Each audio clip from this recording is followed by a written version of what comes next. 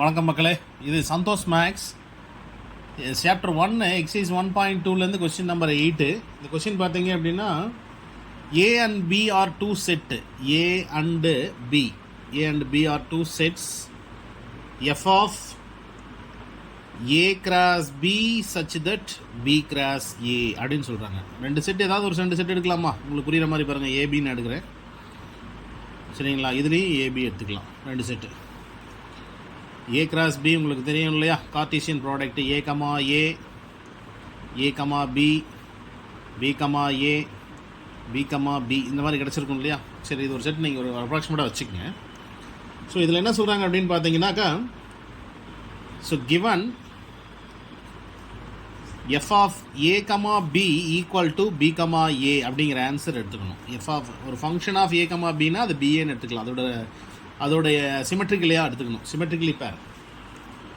For example 1,2 எடுத்துக்கிட்டிங்க அப்படின்னா அது 2,1ங்கிற ஆன்சரை வரும் அப்படிங்கிறது தான் மீனிங். இதில் 1 ஃபங்க்ஷன் எடுக்கிறோம்.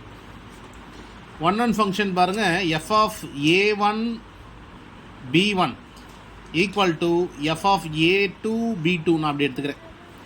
இதில் என்னென்னா A one comma B one, A1, B1 and A2, B2 belongs to, நான் இப்போ என்ன எடுத்துக்கிறேன் அப்படின்னா A கிராஸ் பியில் எடுத்துக்கிறேன். A கிராஸ் பியில் இருக்குது அப்படின்னு எடுத்துக்கிறேன். அப்போ பாருங்கள், இந்த கொஸ்டினுக்கு பாருங்கள் ஆன்சர் என்ன வரும். B1, A1 கிடைக்கும். இதோட ஆன்சர் B2, A2 கிடச்சிருக்கும்.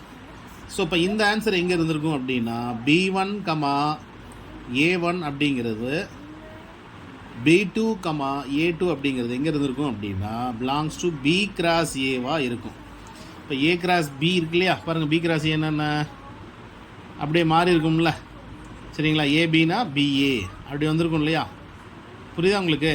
ஸோ அப்படி வந்திருக்கும், உங்களுக்கு புரியறதுக்காக அப்படி போட்டிருக்கேன், சரிங்களா? A1 B1உடைய கார்டீசியன் ப்ராடக்ட் மாற்றினீங்கன்னா B1 A1ஆக மாறி இருக்கும்.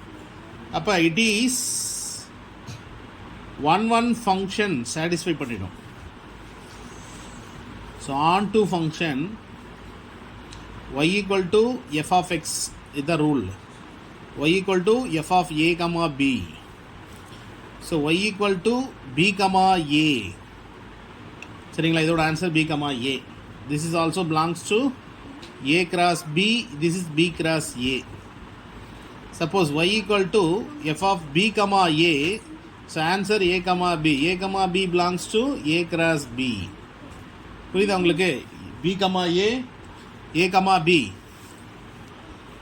So yes, it is on to function. Yes, it is on to function satisfied ஆகும், சரிங்களா? So conclusion, it is a bijective function. So புரிஞ்சிருக்கும்னு நினைக்கிறேன். 1 function and onto function எப்படின்னு புரிஞ்சு அவங்களுக்கு இது ஒரு ஐடியாக்காக தான் இப்படி போட்டிருக்கோம். ஸோ நம்ம சேனலை தொடர்ந்து சப்ஸ்கிரைப் பண்ணுங்கள், உங்களுடைய ஃப்ரெண்ட்ஸுக்கு ஃபார்வர்ட் பண்ணுங்கள். ஏதாவது உங்களுக்கு டவுட் கொஸ்டின் எது இருந்தாலும் நீங்கள் எனக்கு மெசேஜ் பண்ணிங்கன்னா உங்களுக்கு ஆன்சர் வீடியோ அப்லோட் பண்ண போகிறோம். தேங்க்யூ.